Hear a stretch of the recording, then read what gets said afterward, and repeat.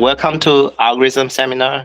Today we're very happy to have Sivakanth Gopi to give a talk here. He's a senior researcher in the algorithms group at Microsoft Research Redmond. He received a PhD in computer science from Princeton University in 2018, during which he received the Stock Best Paper Award for his work on private information retrieval. He completed his undergrad studies at IIT Bombay with a major in computer science and a minor in mathematics. His main research interests are in coding theory and its applications to both theory and practice and differential privacy. Please welcome our speaker.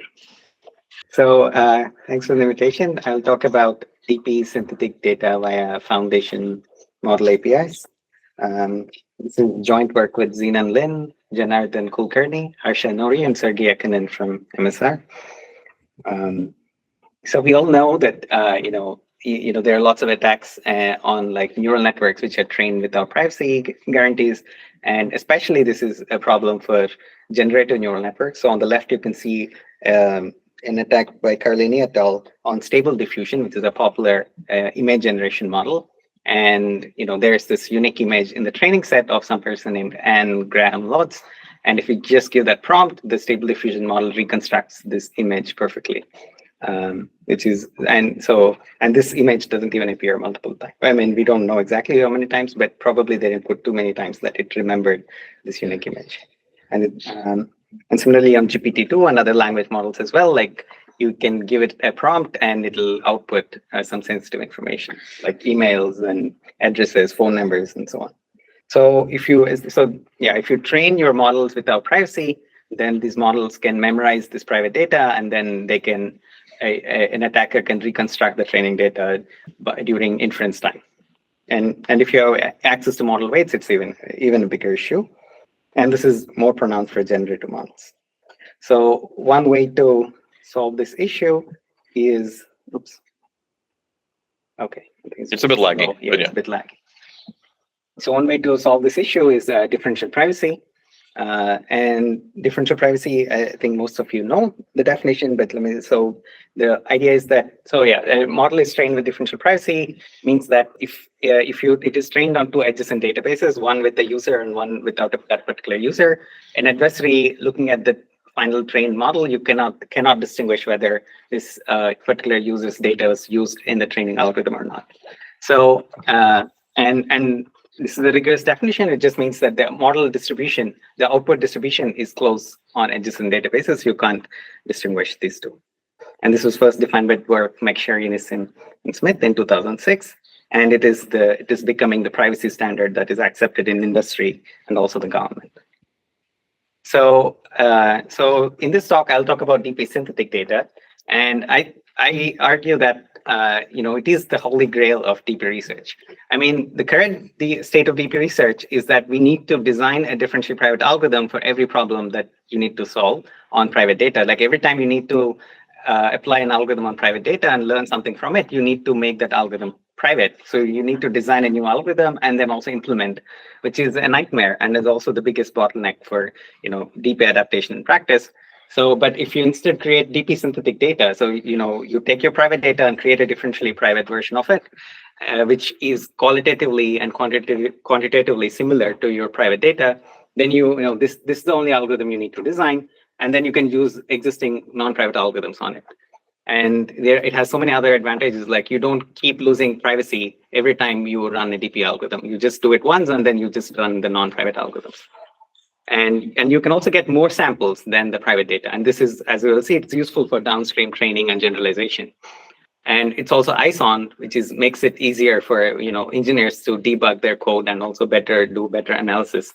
And finally, it also enables data sharing. Like if you're a research hospital or someone who wants to share their medical data of their patients for research and things like that, existing DP, you can't just keep it with you and ask other people to submit their DP algorithms. It's better if you can share a synthetic version of your data set, which is private, and then for research purposes and stuff. And the biggest downside of DP synthetic data is there is no clear measure of utility. So because it depends on what people want to do with this the synthetic data, what downstream tasks they want to do with it. So it depends a little bit on the context, what you want from your synthetic data. So there is no clear sense of utility. So, but as we'll see in many applications, like there are clear ways where you want to optimize what measure quality or utility of the synthetic data, and we'll see some examples. Okay, so yeah, so that's my pitch for DP synthetic data and why it is, I think it's the most important problem we need to solve in differential privacy. And let me first show you what is the best, state-of-the-art approach for creating DP synthetic data. This is via fine-tuning a generative model. So you start with a pre-trained model, which is pre-trained on public data. This can be a really big model, or it has to be reasonably big to learn a lot from the public data.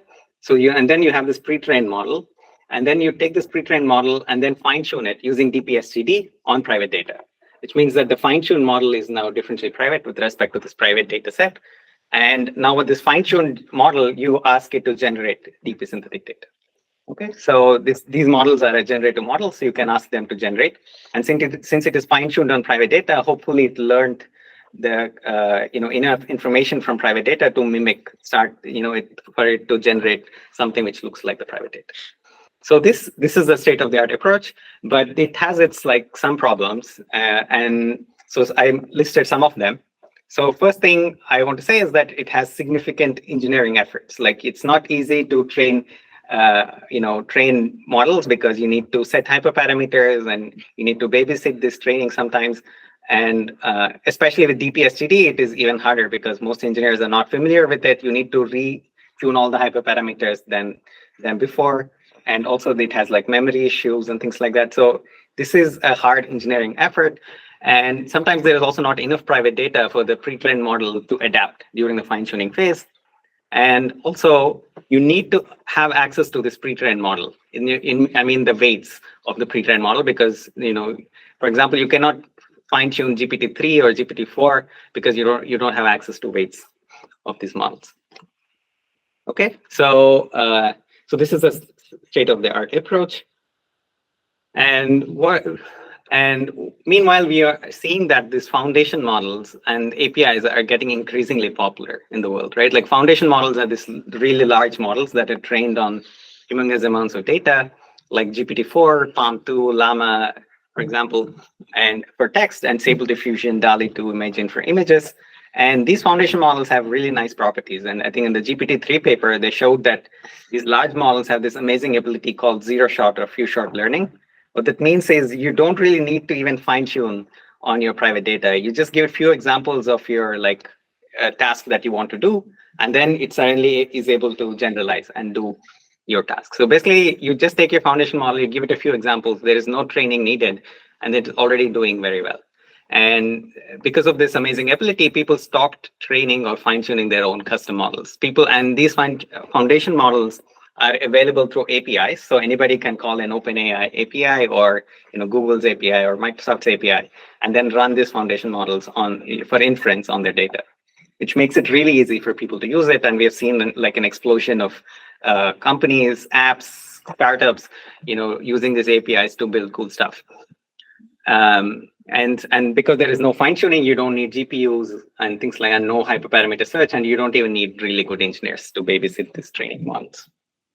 And the downside is that the best foundation models are locked behind APIs for commercial and safety reasons, because if OpenAI has the best foundation model in the world, they don't want to just leak the weights publicly so that anybody can use it.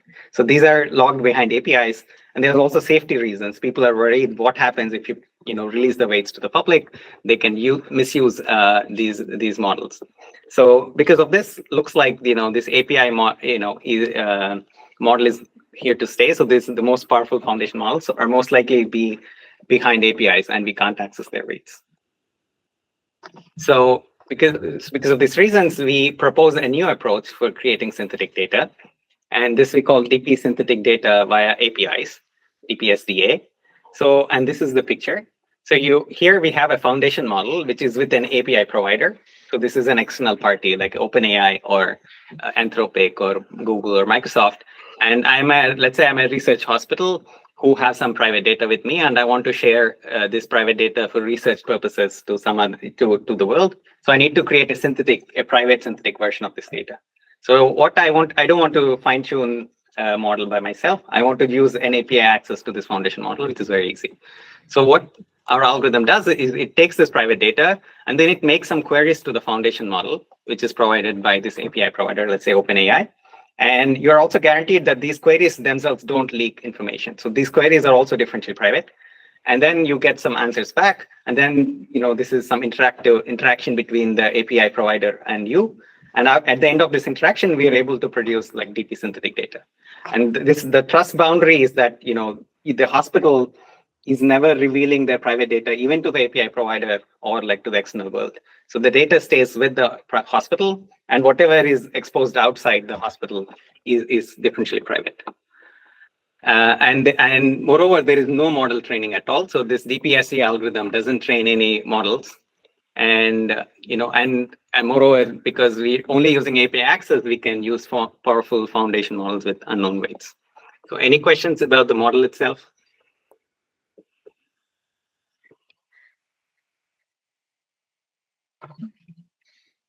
Assuming until when do I have? Like 1 hour? Yeah, 1 hour. Okay. Okay, if no questions, then we can go forward. Okay, so that is the goal. So we want to design an algorithm which can do this. Sorry. And why can we hope that such an algorithm exists, and why do we think that something like that can work? It's because of this intuition that foundation models learn a broad model of our world. So they've seen so much data, like they've seen the whole internet, for example, that they have a wide range of knowledge about the whole world. And so if I just ask it to generate random examples, then if you look at this blue curve here, I don't know if you can see yes, you can, I think. So this blue curve here, you can see that this blue curve is the distribution of the public data, or of the data that is produced by the pre-trained, like the foundation model. So it has a very broad distribution. It means that it knows a lot about the world, and it can produce a wide range of stuff. And my private data is probably, or something which looks like my private data, is also part of its world model, which means that its support is contained inside the support of this generative model. It's just that it assigns a very low probability to it. So now I need to somehow guide this foundation model to give more weight in the region where my private data lives, right? So it means that I need to slowly guide the generative model, the foundation model, to generate data which looks more and more like my private data. You can see these intermediate curves that we drew. These intermediate curves, we are guiding the foundation model to generate data which looks more and more like my private data. And at the end of it, hopefully it'll generate something which looks like my private data. So basically, we are saying that it is possible to do it because the foundation model has seen something which looks like private data, or vaguely it looks like private data because it has seen so many things in the world. And we need to guide it towards this private data. And we need an efficient way, because if I don't care about efficiency, I can generate infinite examples and then just choose something which is close to the private data using some method. But we need a more efficient way, because we cannot generate infinite or exponentially many samples from the foundation model. And for this, we take inspiration from evolution. So the evolution theory by Charles Darwin, it's called natural selection. So how does it work? It's succinctly described as survival of the fittest. You start with some population, and then some kind of genetic mutation or creates variation among this population. It creates different species with different DNA, not species, like individuals with different various DNA. And some of these things are more fit to the environment, so they will survive and procreate. And then over many, many generations, individuals who are the fittest will survive, and their offspring will survive. And then over time, they get more and more fit and get more and more specialized and adapted to the environment. So this is natural selection, and our algorithm is inspired by this, and it's called private evolution. So what we do is we start with some initial population. These are the initial samples that you draw from the foundation model, the pre-trained foundation model. So, and this you can just get it using an API. You're just asking, give me random samples from your distribution. So this is your initial set of population. From this initial set of population, you use the private samples to tell you which ones are close to me. So, and this is the notion of fitness. Like, what are the fit individuals are things which are close to my private data. And then you select them using some private process. And then you ask them to produce offspring, which are like variations of them. And then you repeat the process. So it's like over time, what happens is samples which are close to my private data create more variations of them or more offspring, and they will get even closer to my private data. And then I keep repeating this process. After a few iterations, we expect that they get very close to private data. Okay, so that's the idea. So how do we implement this? So how do you measure fitness? So we want to say that fitness is like the fitness of a point is basically the number of private points which are close to X. And to measure this closeness, you need to have set some distance function. So let's fix some distance function. I'll talk about what is a distance function that makes sense in our setting. So fix some distance function. And here in this picture, the red points are the private points. And the green points are, say, the initial set of samples that the foundation model generated. So out of this, I want to select like green points, which are the generated points, which are close to many private points. So how do I do it? I ask each private point to vote for its closest public point or the closest generated point. So here you can see it kind of forms some Voronoi diagram where like each public point is like the center of some Voronoi cell, and all the private points which are closest to this public point vote to that public point. So now each private point is voting to the public point. So it's like you just vote to the closest public point. And now once you do this, you generate a histogram of votes. So this histogram the support is the public points, or the generated points generated by the foundation model. And then the number of votes is how many private points voted to it, like which are the closest neighbors. And once you generate this is the nearest neighbor histogram. And then now you just add Gaussian noise to it. And this makes it private because the sensitivity of this histogram is 1, because each private point has only 1 vote. So if you remove a private point, only one vote is going to shift. So just adding Gaussian noise with the right scale will make this private. So this is just a simple Gaussian mechanism, which makes the votes private. And now I have some noisy votes, which tell me like which public points have like the closest, most number of private points. So I just set some threshold H, and then select the points which cross this threshold as the fit individuals for the next iteration. So in this example, X3, X4, X5, X6, and X8 survive for the next iteration. And then I repeat. So now, and how do I repeat? Now I selected these public points which survived, which means they have many private points around them. Now I generate variations of them. And I will talk about how we generate variations, but think of this like, there are some nearby points close to this green point. So I generate these variations, and now I repeat the evolution process again. So, and the hope is that, for example, let's look at X4. So X4 had 2 private points close to it, but since I now generated variations around X4, the hope is that one of these variations get even closer to the private points than X4, right? This is the survival of the fittest thing. Like, if you have offspring, it's likely that one of your offspring, because of this randomness, one of your offspring is even more better suited to the environment than you. And that's how evolution becomes like, creates better and better individual. So, and that's the same process. So you expect that one of these variations will get even closer. In the next step, these private points will vote to the closest one again, and they will survive. And the privacy is very simple to analyze because it's each iteration just a simple Gaussian mechanism. So if you do this process for T steps, then it's just T steps of Gaussian mechanism. So it is like the privacy scales like square root T times the privacy for each step. Okay, any questions about the algorithm?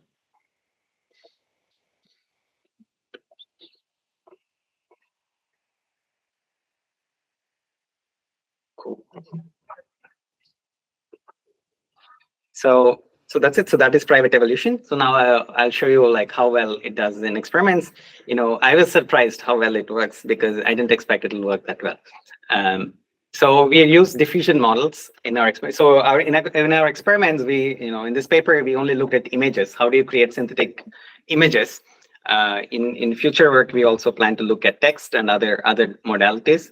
So for images, the state-of-the-art generative models are these diffusion models. Like for example, Stable Diffusion, DALL-E 2 Image, and these are all diffusion models. And the diffusion process, like these diffusion models, how do they work? You take the way they train them is that you take some input image x0 here, which is clean, and then you successively add noise, like a little bit of noise in each step, x1, x2, and so on, until at xt there is so much noise that it looks like pure Gaussian noise. And you train a model to successively decode each step. So this is just a figurative thing. You don't directly get from xt to x0. What you do is you train a model to get you from xt to xt minus 1, and you train a model to get from xt minus 1 to xt minus 2, and so on. So these are like successively adding more and more noise, and then you're also successfully decoding, like because you're in each between x1 and x2 there is very little noise that is getting added. It is easy for the model to just denoise it a little bit instead of directly denoising. So this is the thing that we are going to use. So, and the way you generate completely new samples is just you feed Gaussian noise at the end of this process, and then it'll generate a new image from the training data, or like some training data distribution, because it thinks that this xt came from some original image, even though it was complete Gaussian noise. It thinks that there is some image, and it tries to reconstruct, and most likely will give something which looks like the training data. So that's how the generation works. And we also want to create variations using this. So how do we create variations? You just take x0, you add noise, but don't add it until xt, but add it until maybe x10 or x20, and then start denoising from x20. What that means is, like, since I didn't add so much noise, I only added like halfway there. It means that when it tries to denoise, it will create images which still look similar to the original image, because all information is not lost in the noise, in the forward process. So that is how you create variations. So you just stop this forward process until x20, and then you from x20 you already start denoising, and then it'll still create. For example, here you can see a beach. It'll still probably create a beach with some hill, but it won't exactly look like this. It'll look like some different variations of beaches and hills. So that is the variation that we are going to use. And this variation is also an API that all these, DALL-E 2, Stable Diffusion provide. If you give them an image and ask them to create variations, they will create variations. Most likely using some process like this. Okay, so, and now we are going to use this on images. So for our foundation model, instead of using like DALL-E 2 or these API models, because we felt it was still expensive and too slow to run like fast experiments, so we instead used a model pre-trained on ImageNet. So ImageNet is this is a database of images which has like 14 million images in some 20,000 categories. So it has a very good world model, because it has lots of images in its pre-trained data. And the model that we trained we didn't train it, we just downloaded it from Hugging Face. It's a standard pre-trained model of 270 million parameters. So this is our foundation model. And our private data set, okay, and I didn't tell you what is the distance function. So you need to measure like how close points are, right? Like you want to say that something is close to my private data, then I should select it for the next iteration. So for example, you can just consider L2 distance in the pixel space, like are the images close in L2? But that's a bad distance to measure because it doesn't capture semantic similarity. If you take an image and shift it a little bit, even though it's like, let's say you take a cat image and you shift it a little bit, it's still a cat, the same cat. But then if you just compute L2, it'll be very high. So what that means is like we shouldn't just compute L2 in the pixel space directly. You need to compute it in some semantic space. So we consider some embedding map, psi, or phi, yeah, I think it's phi. So this is an embedding from the pixel space to some other low-dimensional space. This like D is, let's say 2048 or something. And what this embedding captures is semantic similarity. If two images are close in terms of semantics, then this embedding maps them to close by points.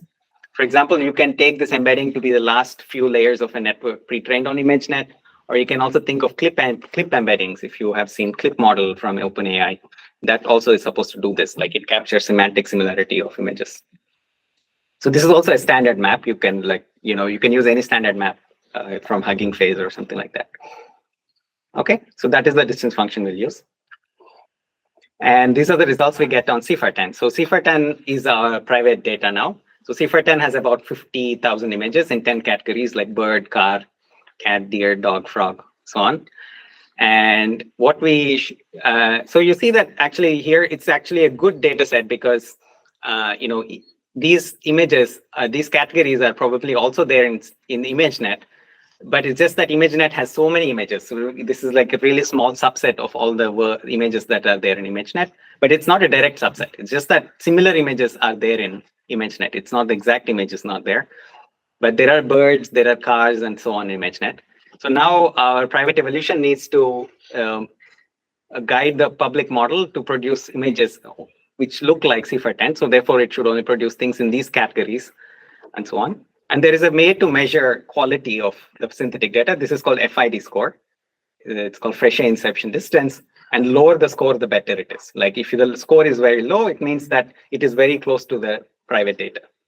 And what we show is that you can get an FID of 8, which is considered really good, using just epsilon, which is like 0.67. It's less than 1. And how does this compare to prior state of the art? So the prior state of the art is called this DP diffusion.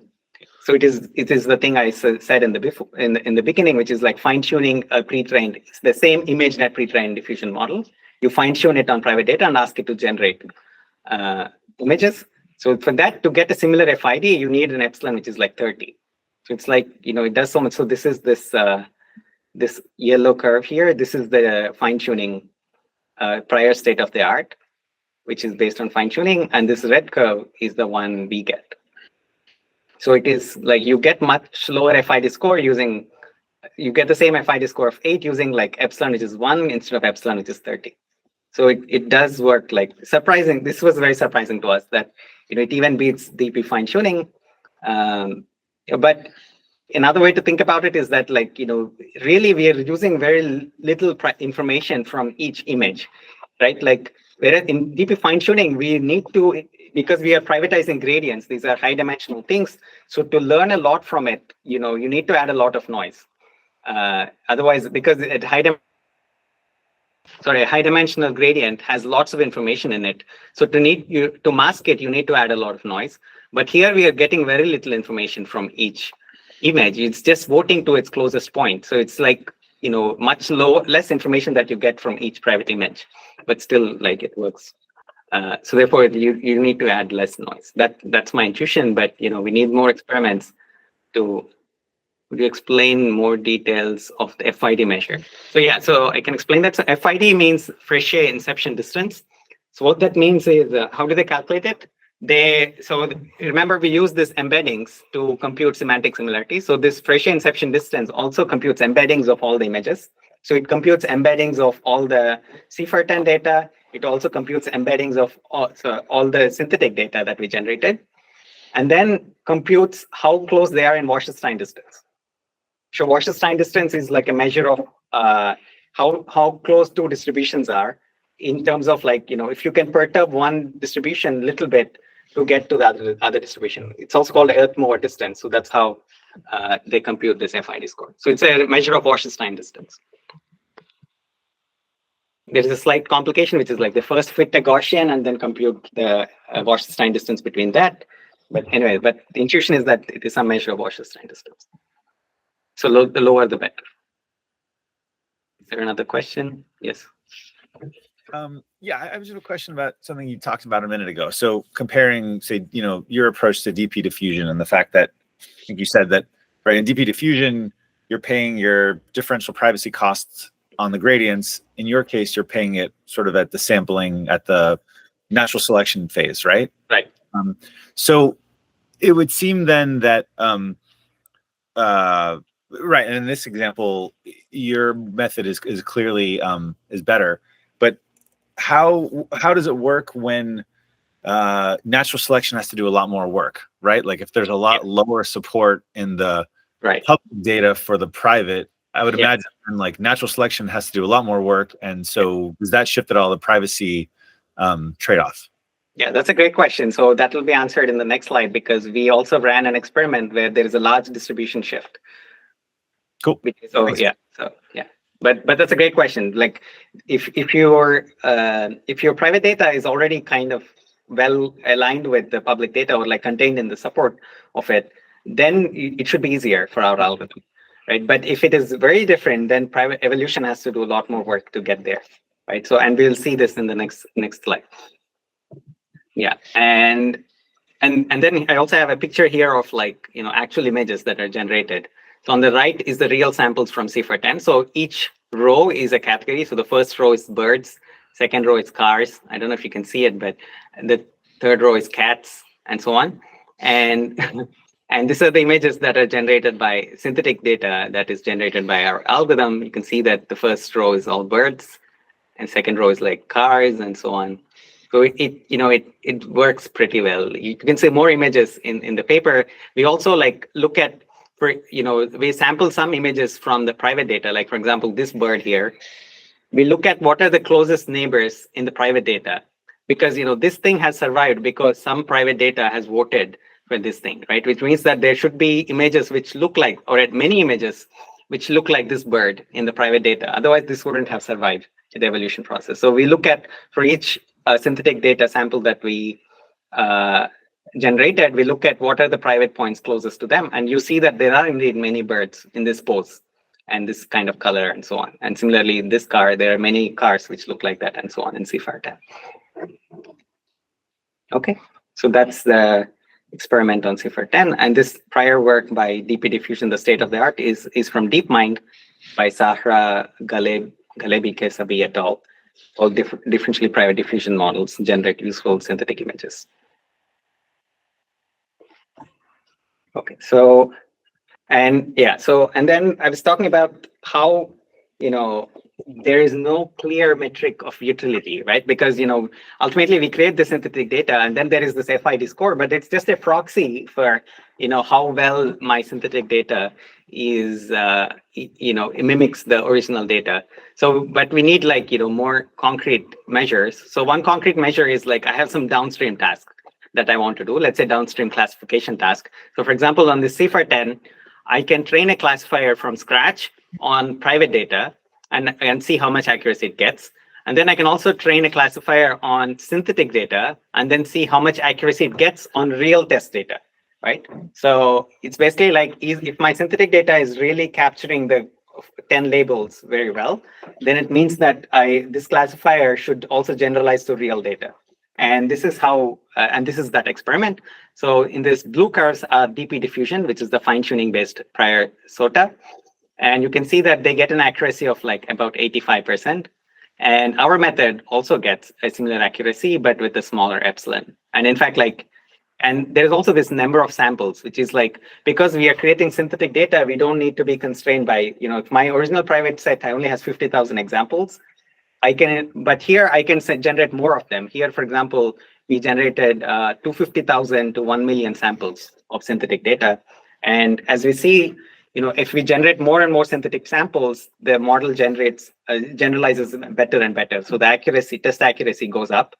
But what we see is that our method gets a very high accuracy, close to 83, 84, pretty at small number of examples, like already at 200,000 examples, whereas the prior method requires like about 1 million examples to reach similar accuracy. Sorry, there's a question. I was wondering if you have comparisons to non-private baselines for both this metric and the one from the previous slide. So non-private, you can get to like here, you can get to like 98, 99%.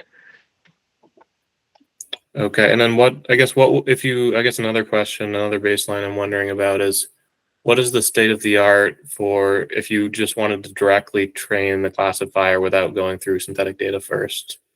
Yeah, that's what I said. If you would directly train a classifier on your private data, like without privacy, just you directly classify. I mean, with privacy as well as a with privacy as well, like you can get. So this is also a pre-trained model. So you take an ImageNet pre-trained model and then fine-tune it using DPSGD. But this is a classifier model. Then you can still get about 96% or something. This is also a paper from DeepMind, but they do a lot of extensive tricks on top of it, which is like lots of image augmentation and very high batch size and things like that. But you can get around 96% if you I see. directly only care about classification accuracy at the end. Mm-hmm. Yeah. And similarly, FID score as well. Like if without privacy, you can get probably less than 5. But yeah, anything less than 5 is considered like really, really good. I think less than 10 is already very good FID, even without privacy. But and then we see that we get FID of 8 using epsilon less than 1 is considered, I think, very good. And then you also see like, so this is the solid curves here are the class downstream accuracy with just training a single model, but you can train multiple models and then take majority vote. This is called ensemble stuff. And that improves the accuracy as expected. You see that our method goes to like 88% accuracy or even more, 89% accuracy if you do ensemble. Okay, so this is the other advantage I was saying about synthetic data, which is that you can create more examples to to train for downstream classification. So there is another question there, Arthur. Yeah, sorry, I just joined this call, but I'd heard the tail end of your answer to the other question. And is it your recommendation that if you do have access to, if it's not hiding behind any API, you do have access to the data and to the foundation model itself, that we don't need to do synthetic examples, that it's actually more accurate to yeah, it's a good question. So if you have a very clear downstream task that you want to do, and that's the only thing you want to do with this data, then probably it's better to train a classifier directly, right? But if you don't know what you want to do, I mean, if like the example I gave was this hospital which want to share data, it's not like they want to just train a downstream classifier. They want people to explore this data and then look at it and then come up with different things, maybe they want to train a downstream classifier, they want to do something else, then you need synthetic data. But if you're very clear, this is the only thing I want to do, then probably it's better to just do that using a specialized algorithm like DPSGD. Thank you. But maybe, eventually this is still the beginnings of like DP synthetic data, I think. Even though it was studied for a very long time, it's only recently that it has gotten like reasonably good. For example, DP synthetic images were not very good like a few years ago. It's only recently that they got much better.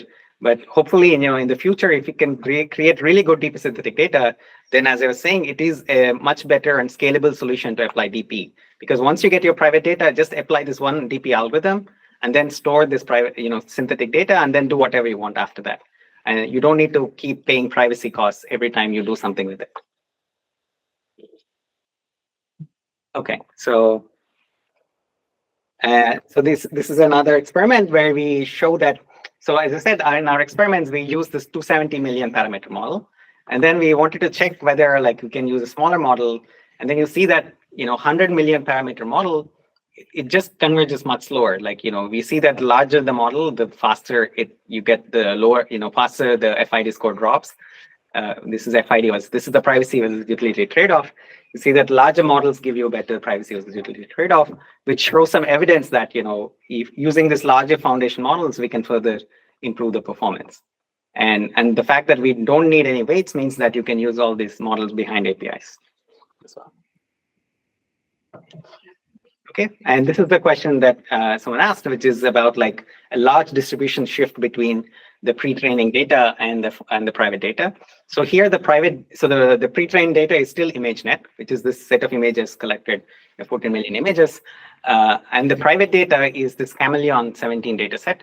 So this data set is a medical data set. It has like images of like breast cancer tissues. And the goal is to distinguish whether like tell classification, which is like, so half of them have cancer, half of them don't. So that is, so you need to predict whether there is cancer or not. So that is this Chameleon data set. And on the right, you can see realistic images. These are the real images from Chameleon 17. On the left, these are the images that our private evolution algorithm created. And visually they look very close. And this is the FID of like 10. And it's pretty amazing. I'll show you in the next picture. Like, these don't really look like any images that we see in ImageNet, but still, like the generative model the generative model is able to create these images is pretty interesting. And for here, like we also looked at downstream accuracy, and not just the FID score. So like we created two sets of synthetic data. One for the positive examples like breast cancer, and there's no breast cancer. And then we train a downstream classifier. And what we observed is that here we get an accuracy of 80%, whereas the DP fine-tuning here does better, which is like, synthetic data created using DP fine-tuning. This is from the DeepMind paper. They get 91%, but we only get 80%. And we believe it's because of the large distribution shift. And also here, this DP fine-tuning has an advantage because this chameleon is a pretty sizable, it's pretty big data set, because around 300,000 images. And I think that if you have so many images that the DP fine-tuning has a chance to adapt well, then I think maybe DP fine-tuning will win. But if you don't have so much private data, then maybe our method is better. But I think this is still like, there is more to do for our method. I think our algorithm can further be refined and made better, and maybe then we can get to 90. Okay, so does that answer the question? Yep. Okay, so and here I just we took pictures of like how random samples during the evolution process itself. So I don't think I can zoom in, but if you zoom into this iteration 1, what you actually see, this is the first iteration, but these are already the first selection step has happened. Iteration 0 means that you get random images from ImageNet. This is after iteration 0, which is like iteration 1, where already the first step of selection happened. But if you zoom into it, what you see these are not actually medical images at all. These are actually like realistic images. These are like images of handbags, mats, and so on. But it just selected things which have similar texture and color in the first iteration. And then in the next iteration, it got even closer to the private data. And then in each subsequent iteration, the data becomes more and more closer to private data. So in the first iteration, I don't think I can zoom in. Yeah, okay, I can actually.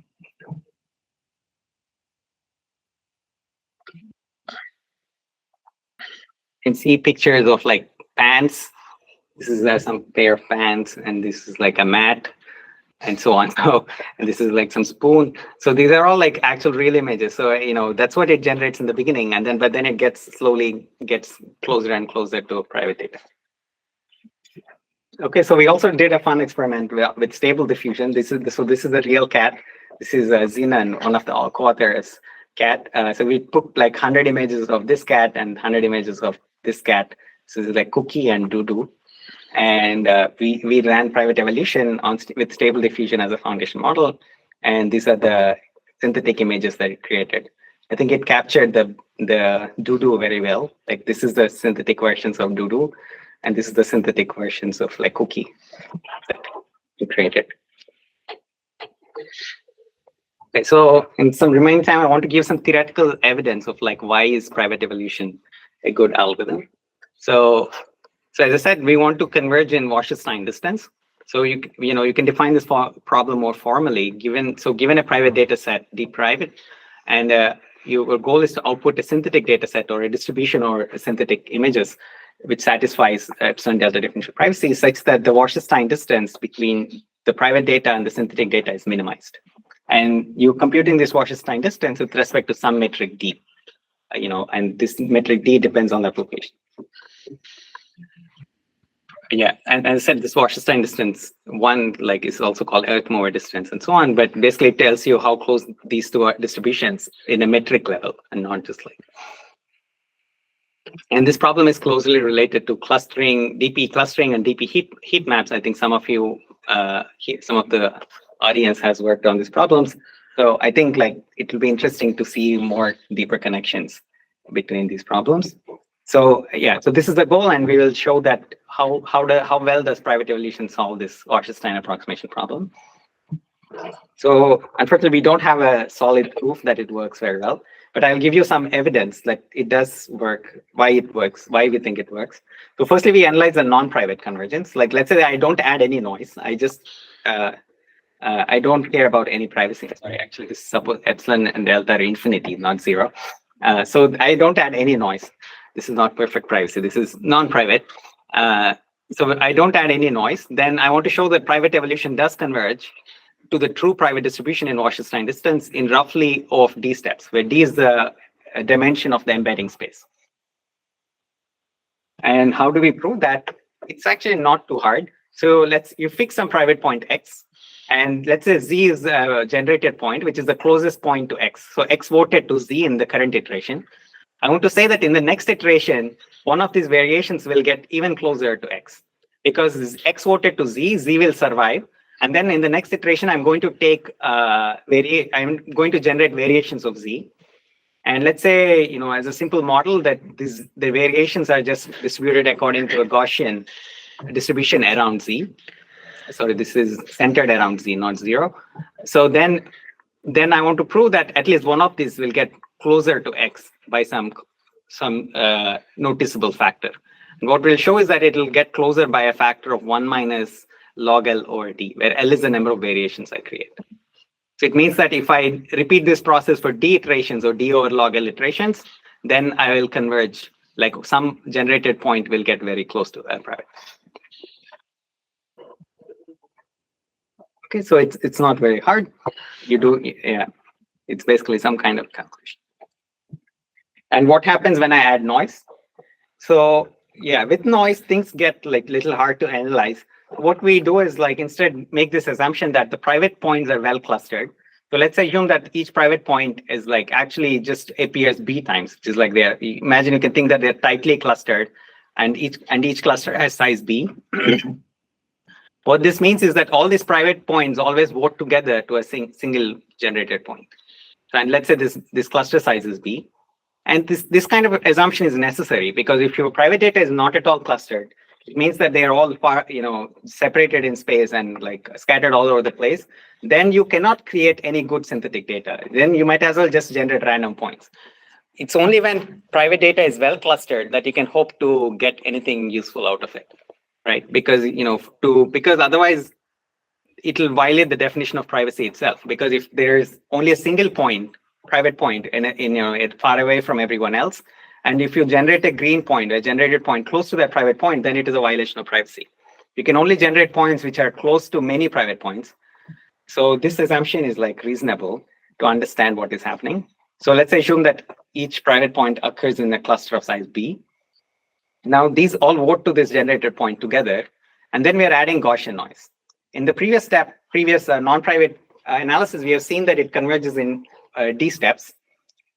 Which means that the amount of noise that I need to add in each step is square root d, because I'm doing d iterations of Gaussian mechanism, and I need to get epsilon differential privacy, then I need to add square root d noise in each step. So therefore, the amount of the sigma that I need to add is square root d over epsilon, and therefore my batch size has to be at least square root d over epsilon for this green point to survive even after I add noise. And so what that means is that this private evolution will still converge to private data as long as the multiplicity b is at least square root d or epsilon. So you should think of this as it's not, you can prove it rigorously, but actually in real life, private data is not clustered like this so well. But you should think of this theorem as intuition for saying that this private evolution will find every cluster of size roughly square root d by epsilon. Right, and if the cluster is too small, much smaller than square root d by epsilon, then it's most likely going to get dropped out. So these private points will just disappear in the final synthetic data. Okay. And finally, I wanted to say one thing, which is that so theoretically we've seen that the convergence requires d steps, but then what we observe in practice is that.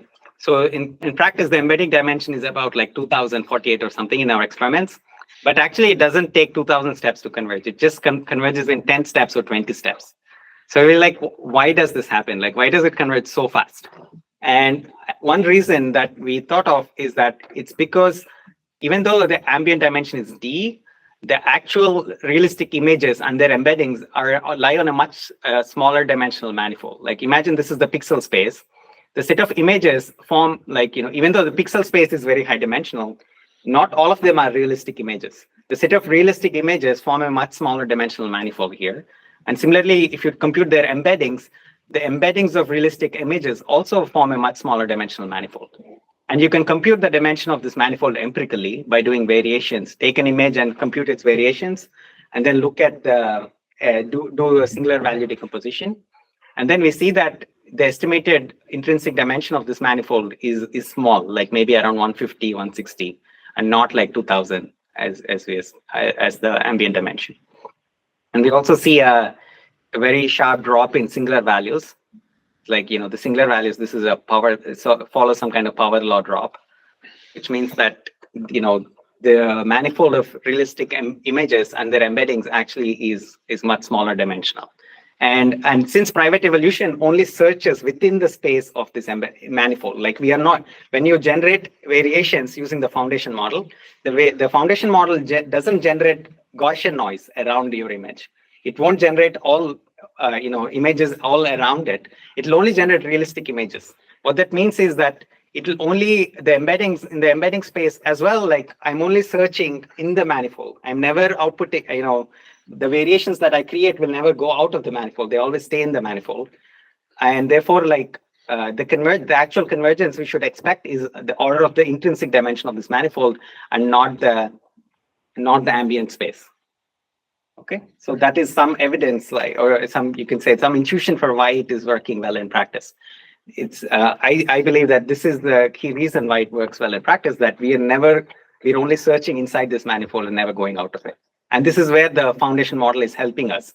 It is keeping us grounded in this manifold and never leave out. Okay, and let me conclude. So we introduced a new problem called DP synthetic data via APIs, and we showed that you don't need any training. You can just call inference APIs from OpenAI or your favorite API provider, and you can create synthetic data. And moreover, the privacy is protected even from the API provider. So the calls that we make to the API provider are also differentially private. So you don't need to trust OpenAI with your data. And then we give a new algorithm called private evolution and showed that at least in some like CIFAR 10, it is beating existing fine-tuning based methods.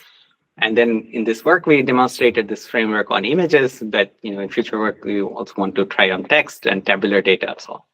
Thanks.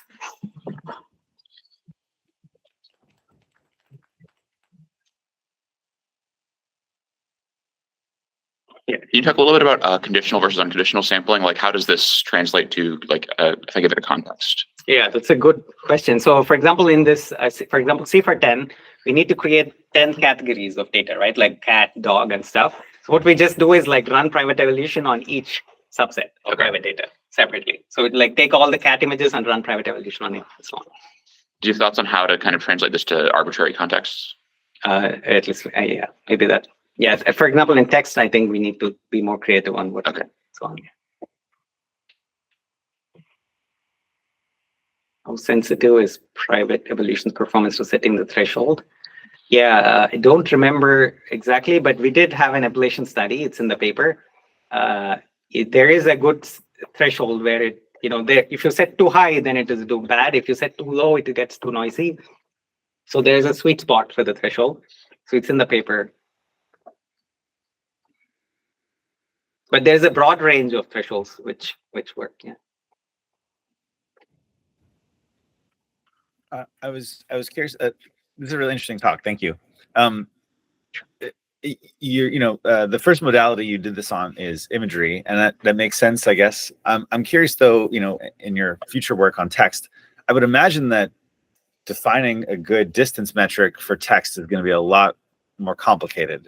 I don't know if you have any early thoughts on that. Like, so people train things like sentence transformers, which like basically compute these embeddings, like how similar are two sentences or two pieces of text. When people train models which compute these embeddings already. So like if you go to Hugging Face, there are the sentence transformers, which basically kind of compare, are these two pieces of text conveying the same meaning or not? If they convey the same meaning, then they should map to close by vectors. If they convey different things, they'll map to different. So you can do some of these things. And how does evolution? I guess I would think evolution is also complicated, right? In that you don't have the freedom, I guess, of sort of just any continuous like pixel, but there's grammar limitations and semantic limitations. So, yeah, right? so I think so for example, I told you how we do variations using diffusion models. You just add noise and then start it from the middle to come back. For text, it is kind of interesting. I think that's like an interesting question. Like, how do you create variations Yeah, one simple thing is you can just ask the GPT-4 to just create variations of this text. See how well it does. I'm pretty sure it does well. Thanks. Yeah, and since as I stressed many times, like we never give private data to the API provider. It means like you can give all the information to the API provider. Like the evolution, we never actually put private data in the API. So it is okay to say or create variations of this text. If there are no other questions, let's send the speaker again. Thank you so much.